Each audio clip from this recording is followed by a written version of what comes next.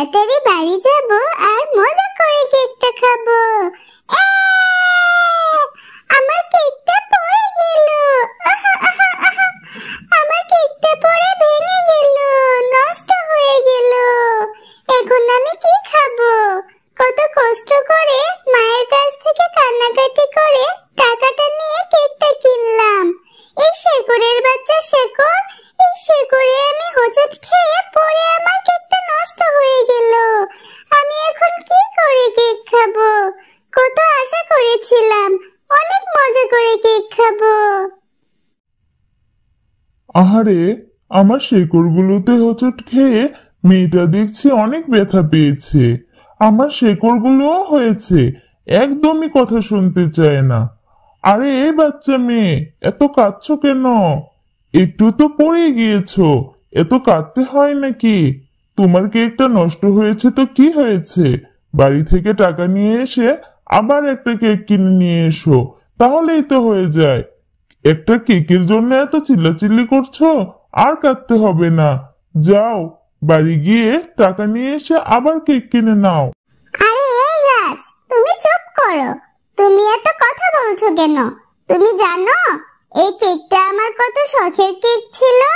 আমি এত টাকা কোথায় পাবো যে আবার কেক কিনে নিয়ে আসবো?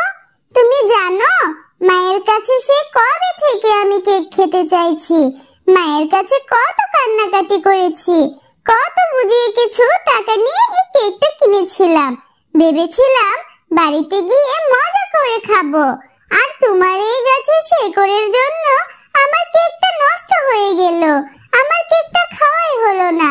আর আমরা তো অনেক গরিব মানুষের বাড়িতে আমার মা কাজ করে, আমাদের কি অত টাকা আছে যে আবার কেক কিনে নিয়ে আসবো? ইস, মেয়েটাকে দেখে মনে হচ্ছে অনেক গরিব আর অনেক অসহায়। কেকটা নষ্ট হয়ে যাওয়াতে খুব কষ্ট পেয়েছে। আমি তাহলে মেয়েটাকে এখন সাহায্য করব। এই মেয়ে, তুমি আমার গাছে যে ফুলটা দেখছো, এই ফুলটা নিয়ে যাও। এই ফুলটা নিয়ে তোমার বাড়িতে রোপণ করবে, তাহলে কালকে তুমি এর থেকে অনেক সুফল পাবে। তুমি ইচ্ছা মতো কেক খেতে পারবে। আচ্ছা ঠিক আছে, তুমি যেহেতু বলছো এই ফুলটা নিয়ে আমি বাড়িতে গিয়ে রোপণ করব, আর রোপণ করে যদি আমি অনেক কেক খেতে পারি তাহলে তো ভালোই হলো।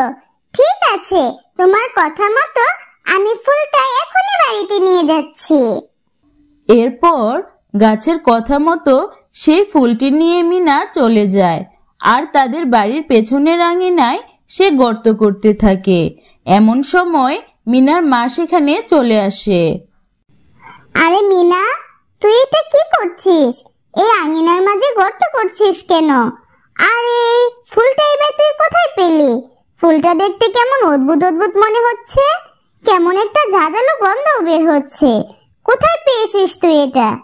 মা, আমি তো তোমাকে কথাটা বলতে ভুলেই গেছি।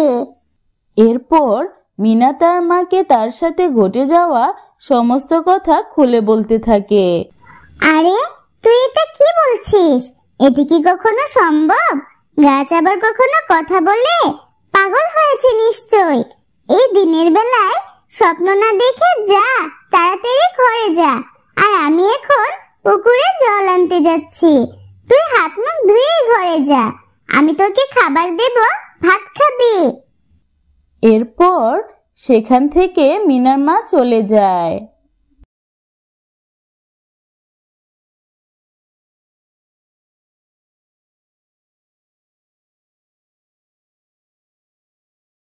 ও মা, এটা কি দেখছি?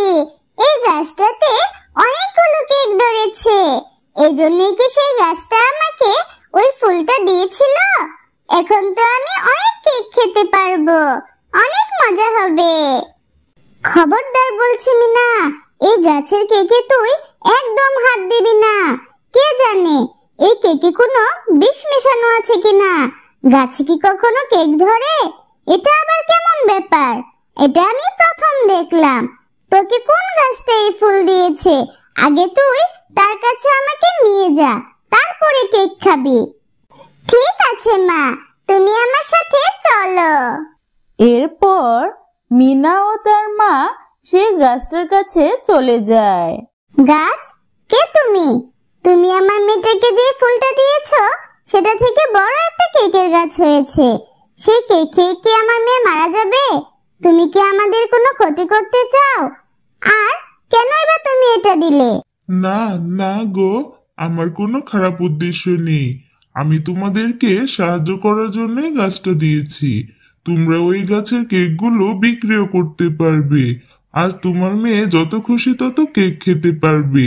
আমার শেকড়ের সাথে ধাক্কা খেয়ে তোমার মেয়ের কেকটা ভেঙে গিয়েছিল বলে আমি তোমার মেয়েকে ওই ফুলটা উপহার দিয়েছি।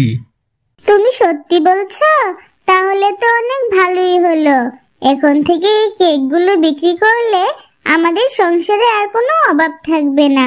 আসলে আমার একটাই মেয়ে তো, ওর যদি কোনো ক্ষতি হয়ে যায় এই বইয়েই তোমার কাছে প্রশ্ন করতে এসেছি।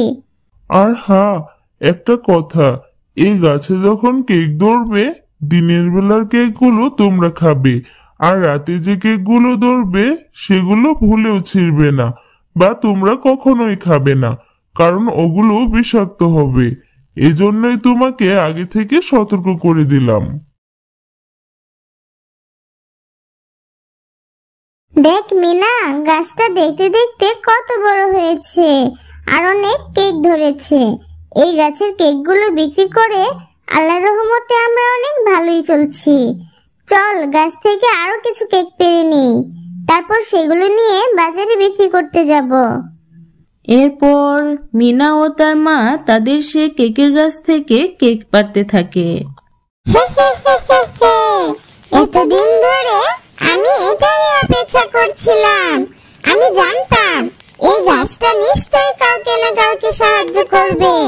একদিন আমি এই গাছের অনেক ক্ষতি করেছি, ওর অনেক ফুল ফল নষ্ট করেছি, আর আমি ওই গাছের ফুল ফল নষ্ট করেছি বলে একদিন ও আমাকে অনেক অপমান করেছিল। আজ আমার সময় এসেছে, ওই কেকের গাছের সমস্ত কেক আমি নষ্ট করে ফেলবো, সব আমি খেয়ে ফেলবো। কারণ আমি চাই না ওই দুষ্ট গাছ কাউকে সাহায্য করুক। কাউকে সাহায্য করতে দেখলে আমার গাটা যে জ্বলে যায়। আমি কারো ভালো দেখতে পারি না।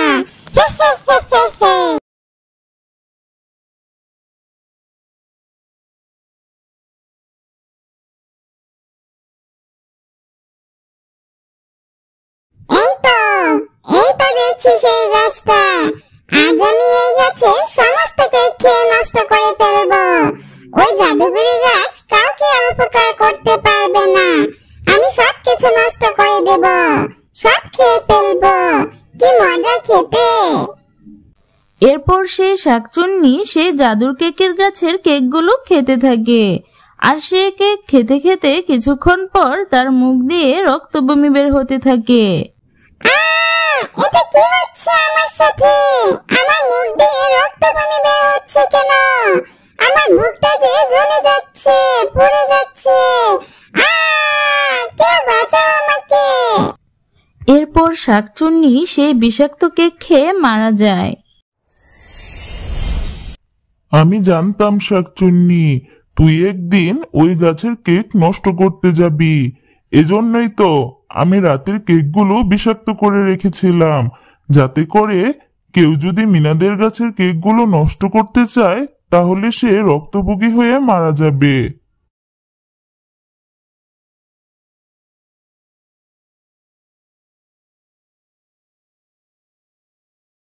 এরপর মিনা ও তার মা তাদের সেই গাছের কেকগুলো বিক্রি করে অনেক সুখে শান্তিতে দিন কাটাতে থাকে, আর তাদের কোনো অভাবও থাকে না, এবং তারা গ্রামের অন্যদেরকেও সাহায্য করতে থাকে।